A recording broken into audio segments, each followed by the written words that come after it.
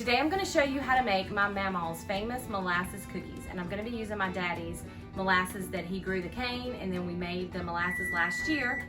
My oven is preheated, so that means it's time to go. So here's what you need to make these great cookies.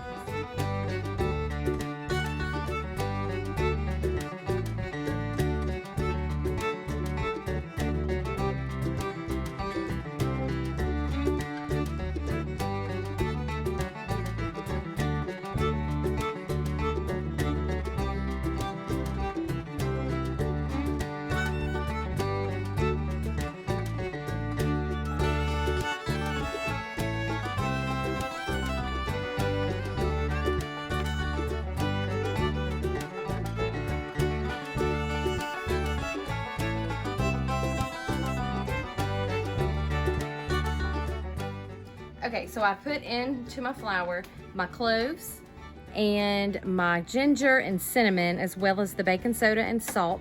So now I'm gonna put it into my sifter. I'm gonna let you sift it, Grace. She loves to do the sift. So come around here and we're gonna sift all of these dry ingredients. Yes, you can, just turn the crank.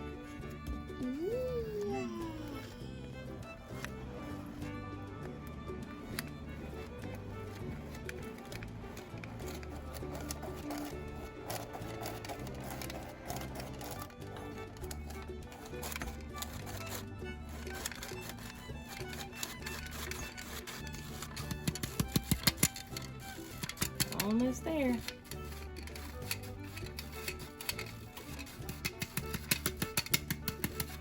All right, set them in the tray.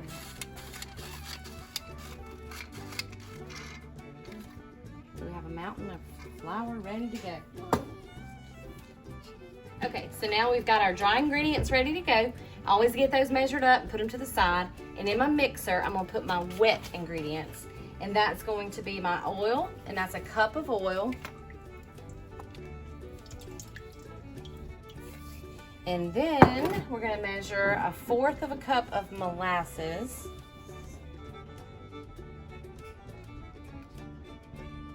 A little bit more than 1/4, but that's okay. It'll be extra sweet. Extra sweet. Extra sweet. Okay, now let's scrape all that molasses out. Now, his molasses is from blue cane, a type of variety of cane. Now we're going to put the cup of sugar in. You want to put it in? 1 cup of sugar into our wet ingredients. And then we're going to crack our egg and add that. You can pour it in. Fresh egg from the chickens. Yeah, pour it in. There we go. And now it's going to be time to turn it on. You want to turn it on, Grace? Yes. 1. Just 1.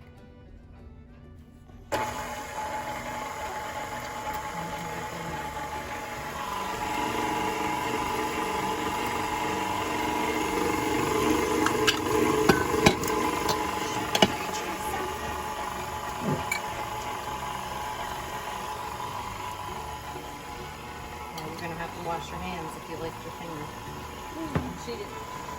Once all of our wet ingredients have mixed together really well, and you can tell whenever they get completely mixed, you don't see the egg yolk and you can't tell the difference between any of the ingredients. So they're almost there.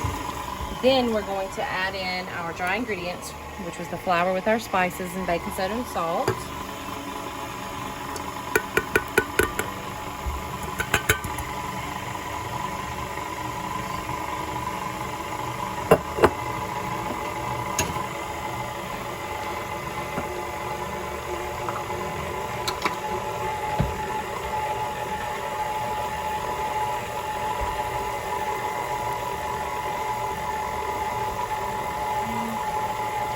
Now, if you notice, it's still a little bit gooey. So depending on your weather, you might need to add a little bit more flour to it. So I think I'm gonna add just a little handful of that all-purpose flour into it, just to make it not so.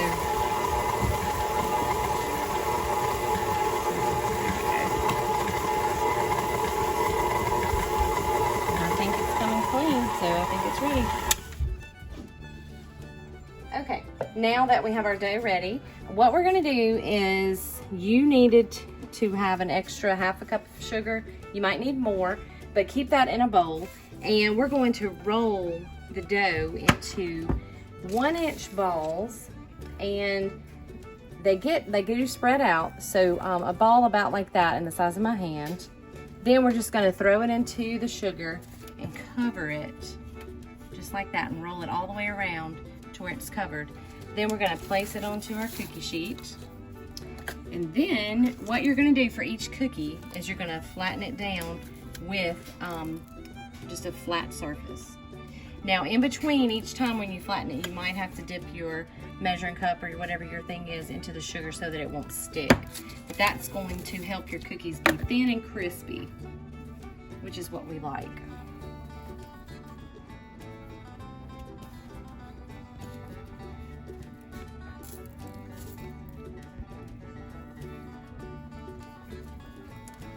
I like to roll all of mine and then go back and flatten them right before I put them in the oven.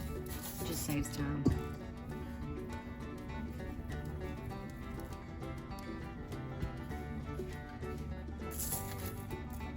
And I'll go ahead and flatten them.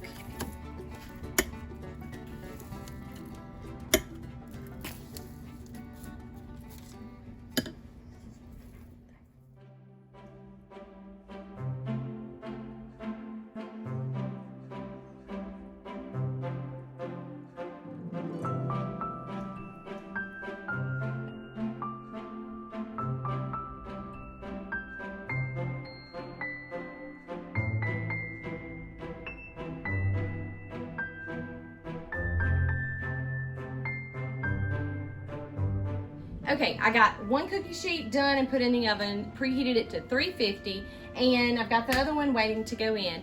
Now we probably have enough dough to make 2 more cookie sheets, about 3 dozen cookies, so we're gonna have to rotate them in and out because I don't have a lot of good cookie sheets. So what you wanna do is watch them for about 8 to 10 minutes. You wanna get them brown around the edge, and if you like a softer cookie, you can pull them out before they get brown. But we like them a little crunchier, so we're gonna let it get good and brown around the edge. Okay, they look like this, they're done. You see how they're kind of brown around the edge? I think that this batch is done, so we'll put another one in. So you can see the difference between, I think I smushed one in, baked and then not baked.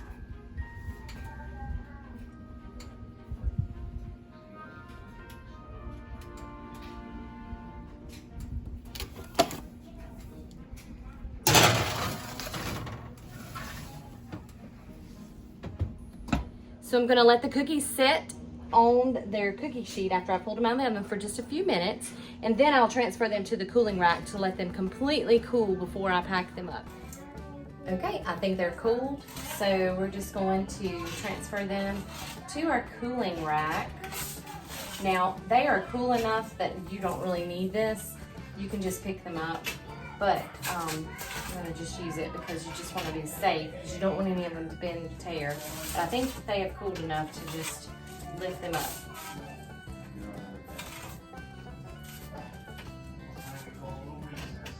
Okay, so now that they're cooling, I've got the other batch that's in the oven baking, and as soon as those get out, then I'm gonna start rolling another batch to put in the oven. I think that it should get it between 1 more cookie sheet, maybe 2. But these cookies are great for Christmas, Thanksgiving. You can give them away as gifts. I know that we have given these away to our neighbors. They're just the perfect cookie. The spice in them is not as strong as gingerbread, so a lot of people love that. Of course, you're going to need a good molasses, which we personally like our own, but there are different kinds that you can buy in the store. But anyway, they're the perfect cookie because they're crunchy and they're great with a glass of milk. So they're perfect for Thanksgiving for a quick dessert, or they're perfect. My kids sometimes eat them for breakfast, but shh, don't tell anybody. But anyway, they're a great cookie to give away at Christmas time, and you just bag them up in a little pretty bag. So anyway, try it. Let us know how you like them. But we personally, they're our favorites.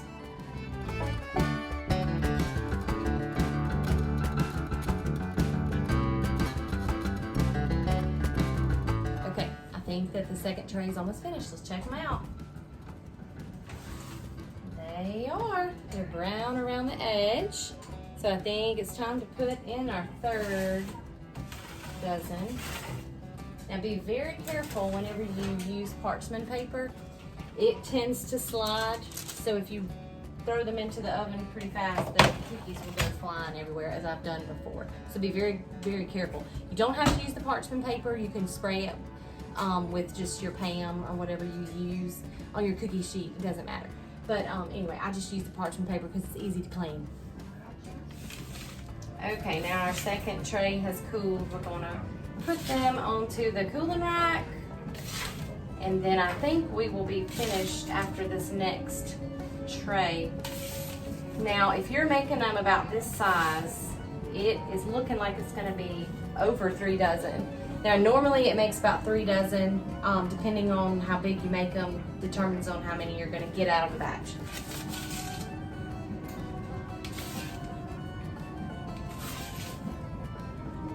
But if you're needing them to give them as gifts and you want to make them a little bit smaller, you can roll them a little bit smaller and you'll get more. Now, as I'm rolling this last batch, yeah, I think it's the last one. It seems like it goes on forever. The last little pan here, I just wanted to tell y'all, in a few weeks, if you follow us, you will see us in Mississippi at my parents' house. And we will be embarking upon molasses making season, which my daddy has already started it. So he's been cooking some, but we are gonna go, and we always go and have the best time. We help grind the cane, and then we cook the juice. And between all of the process of that, we will show y'all on one of our YouTube videos, or a couple of those. So I think that you will enjoy that. So if you haven't already, make sure that you subscribe to our channel. And you want to hit that notification bell so that you get notified for whenever that video might come. Otherwise, you may lose track of us or something like that. But it's definitely something that I think that you're going to want to see. Not many people make molasses nowadays. There's still a few places, historical places, that grow their own cane and then they do it. But those are hard to find. And if you know someone in your area that does make molasses, I highly encourage you to go find out where they live and to try to go and watch it. This is the time of year whenever people tend to do that. They start with different varieties of cane in like September, and then my daddy's, which is the blue cane, is being harvested now. As soon as it starts getting a little cool, is whenever they start to cut that cane down. So I highly encourage you to find somebody. If you know somebody, go visit them and see how they do it. But if you don't, subscribe to our channel, hit that notification bell, and hit the like button on this one as well to help us to spread it. Go ahead and share it so that you can share our channel with other people who may not know anything about molasses. It's a lost art, and I think that we need to share the history of molasses and how people a long time ago, that was their sweetener that they used. So I hope that you will follow us, hit that notification bell so you'll be notified whenever we do post that video about making molasses. I'm almost done. I think I'm gonna get 3 more cookies, and that's gonna make it exactly 4 dozen. So just depends on how big you roll them. I rolled them a little bit smaller today, so that's why it made more. Now, this one's the last one. It's gonna be tiny. So let me flatten these out, and then I'm gonna check on that other sheet in there, and then we'll put these last ones in.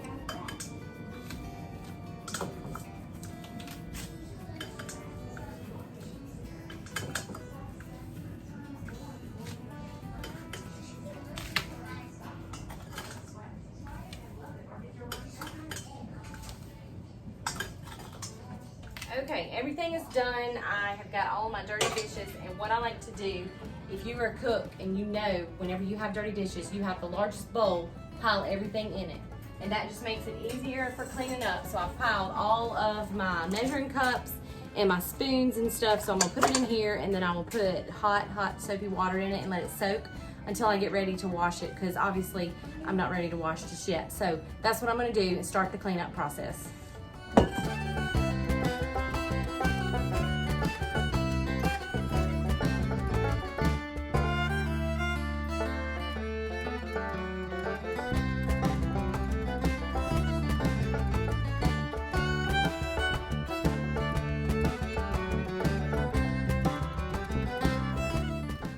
right, cookies have cooled. Mm. Is it good? Mm-hmm. Very good. Is it good? Yum.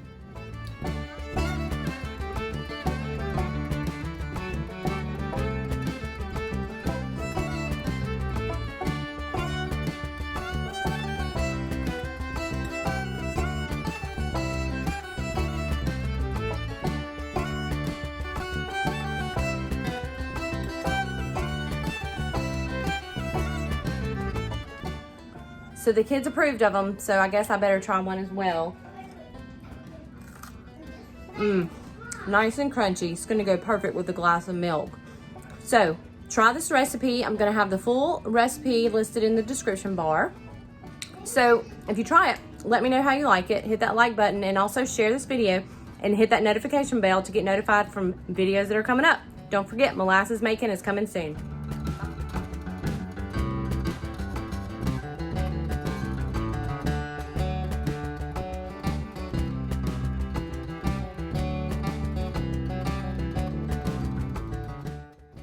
Well, I was informed that the kids have already tasted these here cookies, so I'm gonna have to taste one myself, see if find out and see if they're any good or not. They look good. I mean, let's see. Just like I like them, crispy. I like them. I like a crunchy cookie. It's got good crunch. Good flavor. You can taste that molasses in there. These are good.